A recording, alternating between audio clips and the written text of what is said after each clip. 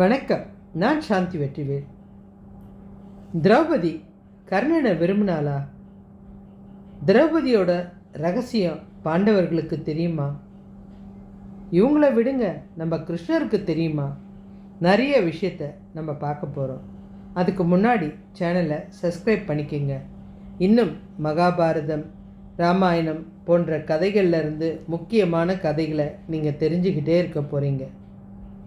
இந்த திரௌபதி, பாண்டவர்கள் எல்லாரும், இந்த கௌரவர்கள் சூழ்ச்சி பண்ணி காட்டுக்கு அனுப்பிச்ச அப்புறம் இவங்க காட்டில் வாழ ஆரம்பிச்சிட்டாங்க. இவங்க எல்லாரும் காட்டு வாழ்க்கையாக இருந்தாலும் சந்தோஷத்தோட மகிழ்ச்சியோடு வாழ ஆரம்பித்தாங்க. இவங்க ஒவ்வொருத்தரும் ஒவ்வொரு வேலை பார்த்துட்டு சந்தோஷமாக இருந்தாங்க. திரௌபதிக்கு அன்றைக்கி எந்த வேலையும் இல்லை. அவளுக்கு ரொம்ப போராக இருந்தது. இந்த காட்டை சுற்றி பார்க்கணும் அப்படின்னு நினச்சி மெதுவாக அப்படியே நடந்து போயிட்டே இருந்தாள். போகிற இடத்துல ஒரு வித்தியாசமான மரத்தை பார்த்ததுமே அப்படியே சடனாக நின்றுட்டா. இவ்வளோ ஒரு பழமையான மரமாக இருக்க, பார்க்குறதுக்கே அதிசயமாக இருக்க, இது மாதிரி ஒரு மரம் நான் என் வாழ்நாளில் பார்த்ததே இல்லையே அப்படின்னு அந்த மரத்தை சுற்றி சுற்றி பார்க்குறா. பார்க்கும்போது மேலே அண்ணாந்து பார்த்தா ஒரு பெரிய நெல்லிக்காய் அளவுக்கு ஒரு பழம் இருக்குது. அது பார்க்க நெல்லிக்காய் மாதிரியே தான் இருக்குது. அதை பார்த்ததுமே இவளுக்கு ஆச்சரியம். இவ்வளோ பெரிய நெல்லிக்காவா? நான் வாழ்நாளில் பார்த்ததே இல்லையே. ஏன்னா பூசணிக்காவை விட பெரிய சைஸில் இருக்குது. இது நான் பார்த்ததே இல்லையே அப்படின்னு அவளுக்கு ஆச்சரியம் தாங்க முடியல. இதை நம்ம பாண்டவர்கள் யார்கிட்டையாவது காமிக்கலாமே, ஆனால் ஒருத்தரும் இன்னைக்குன்னு பார்த்து நம்ம கூட வரலையே. இந்த காட்டில் எல்லாருக்கும் போர் அடிக்குது. இந்த மாதிரி ஒரு அதிசயத்தை பார்க்கறதுக்கு இவங்க இல்லையே. பரவாயில்ல, அவங்க பார்க்கலன்னா என்ன, நம்ம பறித்து எடுத்துகிட்டு போய் அவங்கக்கிட்ட கொடுக்கலாம் அப்படின்னு அந்த பழத்தை படித்து 2 கையில் எடுத்துகிட்டு அவளுடைய குடிலுக்கு போகிறாள். போயிட்டு அந்த பாண்டவர்களை கூப்பிட்டு, உங்கள் எல்லாருக்கும் இந்த காட்டில் நான் ஒரு அதிசயத்தை காமிக்க போகிறேன் அப்படின்றான். அந்த பஞ்சபாண்டவர்கள் சொல்கிறாங்க, காட்டில் என்ன பெரிய அதிசயத்தை காமிக்க போகிற? புலி சிங்கத்தை தான் காமிக்க போகிற? இல்லை இல்லை, நீங்கள் வாழ்நாளில் பார்க்காத ஒரு அதிசயம். எல்லாருக்குமே ஒரு நிமிஷம் ஒரு ஆச்சரியமான சந்தோஷம். வாழ்நாளில் பார்க்காத அதிசயமா?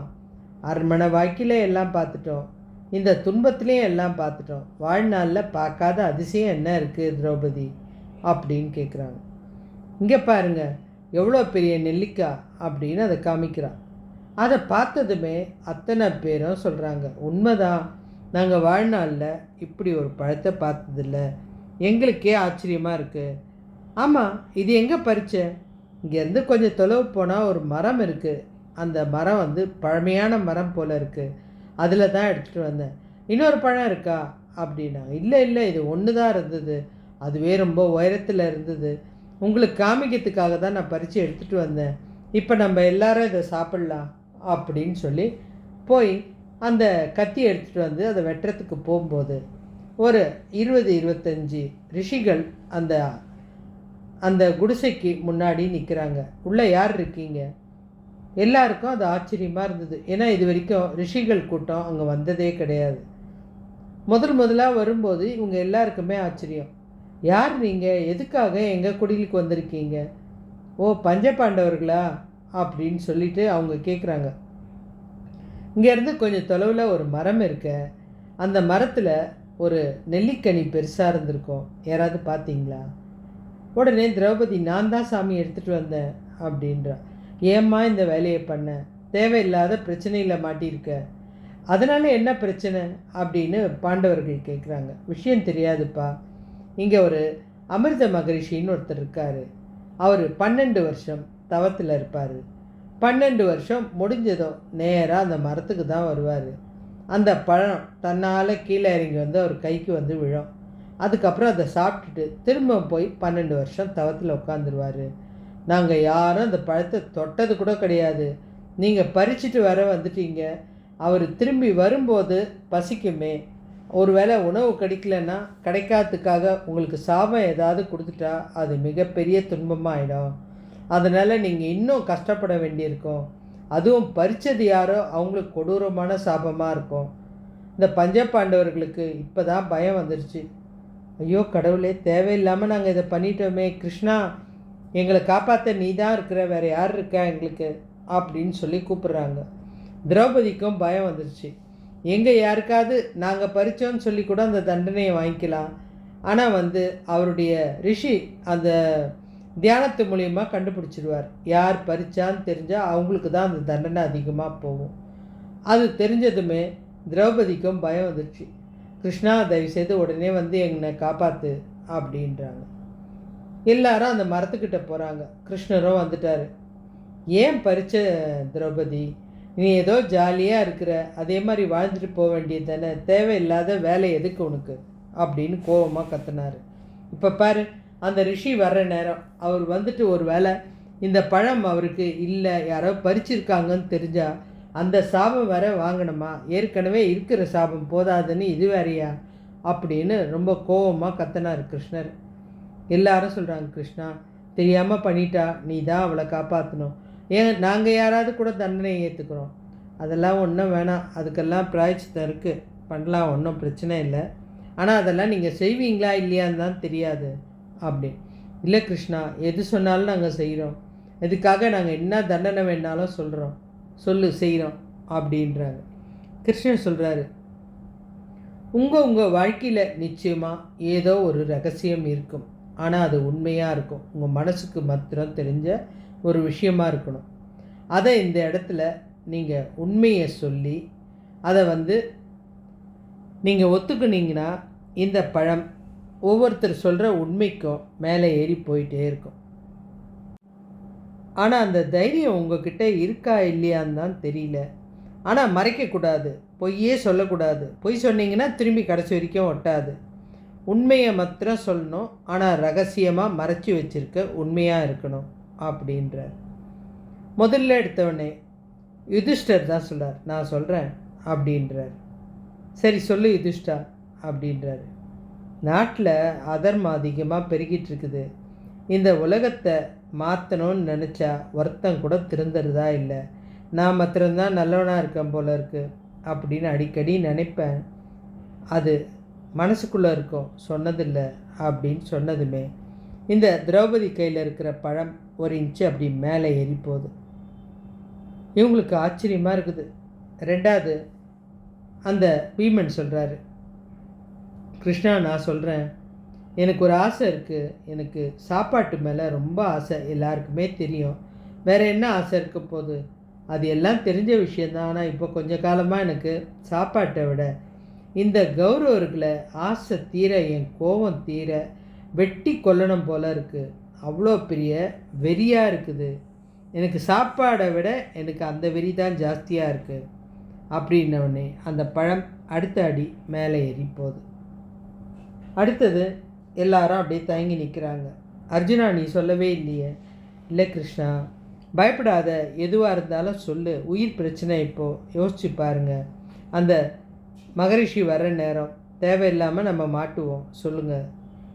அர்ஜுன உடனே சொல்கிறாரு, இல்லை கிருஷ்ணா, நீங்கள் நினைக்கிற மாதிரி நான் தைரியசாலி கிடையாது, போர்க்களத்துக்கெலாம் போகும்போது நீங்கள் என்ன ரொம்ப துணிச்சல் தைரியம், நான் தான் சக்தி வாய்ந்தவன் அப்படின்னு நினைக்கிறீங்க, ஆனால் எனக்கு புகழ் மேலே ஆசை இருக்குது, ஆனால் தைரியம்லாம் கிடையாது, அந்த போர்க்களத்தை பார்த்தாலே ஒரு வித பயம் பதற்றம் இதெல்லாம் வந்துடும், அந்த இடத்துல நீங்கள் சொல்ல சொல்ல எனக்கு அந்த புகழ் பிடிக்குதே தவிர உள்ளுக்குள்ளே இந்த பயம்தான் எனக்கு அதிகமாக இருக்குது, அது ஏதோ ஒரு விதத்தில் ஜெயிச்சிட்டா நீங்கள் சொல்கிற என்னை பாராட்டு பெருமை தாங்க முடியாமல் இருக்கும், ஆனால் உண்மையிலே நான் ரொம்ப பயந்த சுபாவம் அப்படின்னு ஒத்துக்கிறார்.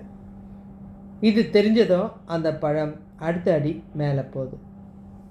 இப்போ சகாதேவன் சொல்கிறாரு, கிருஷ்ணா எனக்கு எல்லா விஷயமும் முன்கூட்டியே தெரியுமா, அதனால் கொஞ்சம் திமிரோ கர்வமோ இப்போ அடிக்கடி தலை தூக்க ஆரம்பிச்சிருச்சு, அதனால் யாரையுமே பெருசாக நினைக்கிறதில்ல, இவ்வளோ ஏன் கிருஷ்ணா நீ வந்தால் கூட உன்னை விட எனக்கு சக்தி ஜாஸ்தி அப்படின்ற மாதிரி ஆயிடுது அப்படின்னு உண்மையை சொன்னதுமே பழம் அடுத்த அடி மேலே போயிடுச்சு.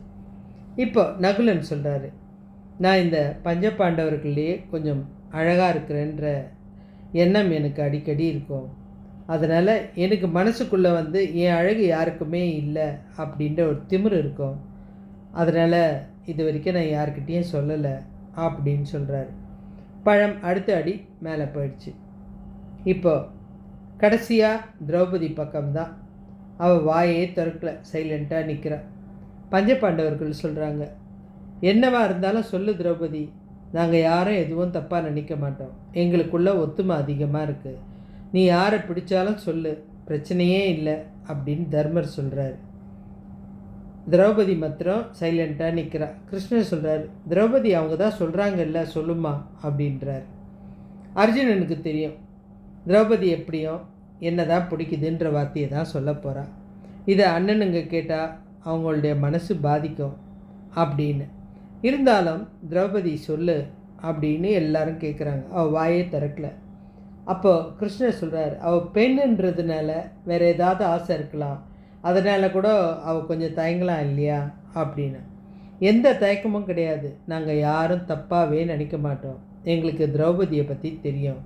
அவள் மிஞ்சி மிஞ்சி போனால் எங்கள் 5 பேரை தவிர யாரை பற்றியும் சொல்ல போகிறதில்ல.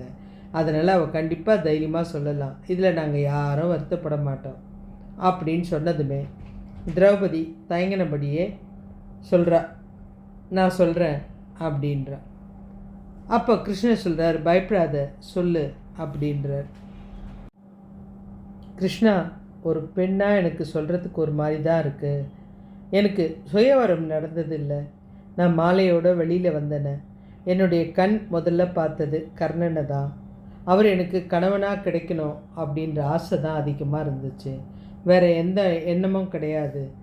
நான் நினச்சது வீண் போல் கிருஷ்ணா. கரெக்டாக அந்த அம்பு அந்த மீனை பாஞ்சுது. எனக்கு அவர் கிடச்சிட்டாரு. இவர் கிடச்சா என் வாழ்க்கை சந்தோஷமாக இருக்கும் அப்படின்னு நினச்சேன். ஆனால் அதுக்குள்ளே எங்கள் அண்ணன் வந்து சண்டை போட்டு அந்த கல்யாணம் தடைப்பட்டது எனக்கு பெரிய பாதிப்பை கொடுத்தது. எனக்கு அந்த கர்ணன் கிடைக்க மாட்டான் அப்படின்றது மனசை ரொம்ப நாள் வருத்தமாக இருந்தது. அந்த வருத்தம் எனக்கு ஜாஸ்தியாக ஆனது இந்த பஞ்சபாண்டவர்கள் கௌரவர்கள்கிட்ட இந்த சூது விளையாடினாங்களே அப்போ தான் அதிகமாச்சு. இதை யார்கிட்டையுமே சொல்லலை.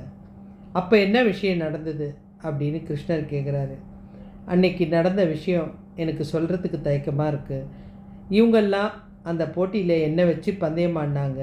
இந்த இடத்துல என் புருஷனா கர்ணன் இருந்திருந்தா என்னை பணயம் வச்சு விளையாடி இருக்க மாட்டான். எனக்காக அத்தனை பேரையும் வெட்டி வீழ்த்தியிருப்பான். இந்த நியாயம் தர்மம்லாம் பேசிகிட்டு இருக்க மாட்டான். அவன் மனசில் நான் மாத்திரம்தான் இருந்திருப்பேன். எனக்கு அவன் கணவனாக இல்லையே அப்படின்ற ஏக்கம் ரொம்ப அதிகமாக இருந்தது. அந்த நேரத்தில் இவங்களை எல்லாரையுமே எனக்கு கேவலமாக தான் பட்டுது. அந்த இடத்துல எனக்கு மனசில் உயர்ந்து நின்னது அந்த கர்ணன் மாத்திரம்தான் கிருஷ்ணா அப்படின்னு சொல்லி அவங்க கண் கலங்குனாங்க. இந்த பஞ்சபாண்டவர்கள் அந்த விஷயம் கேட்டதுமே அப்படியே தலை குனிஞ்சு நின்னாங்க. உண்மைதாங்க, சில நேரம் உண்மை கசக்கும். இந்த விஷயம் அத்தனை பேருக்கும் அதிர்ச்சி கொடுத்தாலும் திரௌபதியோட நேர்மையான பதில் அவளை மேலே மேலே மேலே மதிக்க வச்சுது. அந்த முனிவருடைய பழம் அவர் அந்த மரத்துக்கிட்ட வர்றதுக்குள்ளே மேலே போய் ஒட்டிக்கிச்சுக்க. அதை விட மனசுன்றது எவ்வளோ தூய்மையாக இருந்தாலும் சஞ்சலம் அப்படின்ற ஒரு விஷயம் எல்லார் மனசுலேயும் இருக்குங்க. அது தாங்க இவங்களுக்கும் இருந்தது. உங்களுக்கு இந்த கதை பிடிச்சிருக்கா? யார் சொன்ன பதில் நல்லா இருந்ததுன்னு எனக்கு கமெண்ட் பண்ணுங்கள்.